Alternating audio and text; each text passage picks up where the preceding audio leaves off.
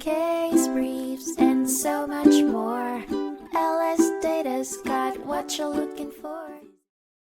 The United States v. Salerno, a Supreme Court case from 1992, marked a pivotal legal turning point on the admissibility of former testimony by an unavailable witness in criminal trials under Federal Rule of Evidence 804(b)(1). The crux of the legal quandary lay in a similar motive requirement. The case sprouted from the shady realm of criminal organizations and fraudulent scams in the New York construction industry. Here, two figures central to the case evoked their Fifth Amendment privilege against self-incrimination, refusing to testify during the trial at hand. The legal conundrum: can their testimony from an earlier grand jury proceedings, where they did appear, find a place in the current trial? This was the question that made its way up to the Supreme Court. The initial decision by the District Court to exclude the grand jury testimony was later overturned by the Court of Appeals for the Second Circuit. The United States government disagreed, appealing further and taking the case to the Supreme Court. Treading the tricky terrain of the similar motive requirement under Rule 804(b)(1,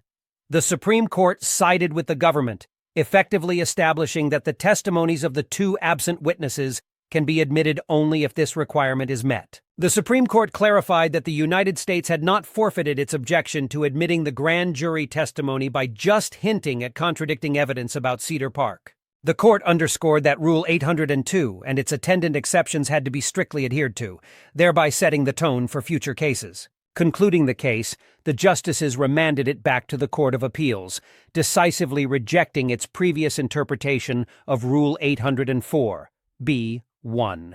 Meanwhile, the conditions necessitating the forfeiture of testimonial privileges were delineated, ensuring a more nuanced understanding of such exceptions in the future. Case briefs, and so much more. LSData's got what you're looking for. Visit lsd.law, elevate your mind. Leave the stress of class.